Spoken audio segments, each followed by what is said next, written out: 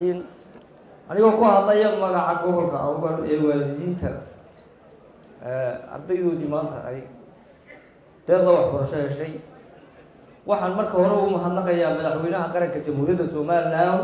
iyo madaxweyne ku-xigeenka oo aan leeyahay kaalintii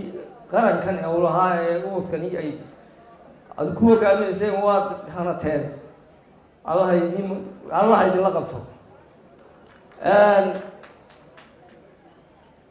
waxaan leeyahay annagu haddaan nahay waalidiintii gobolka awdal ducaan wadnaa qarankaan duco wadnaa madaxweynaha qaranka jamhuuriyadda Soomaaliland baan duco wadnaa waxba lamaanaan harin waxaan leenahay sidaa magaranaysaay ubadkiinii gacanta uga qabateen ayaanu anaguna ducaydiina galab joognaa wixii ubadku magaranaysaay ay ubadku ay xagga uga baahdaana waa la barbarjooganaa intaasaan magaranaysaay dalkay kusoo koobayaa wasalaamu calaykum waraxmatullaahi wabarakaatu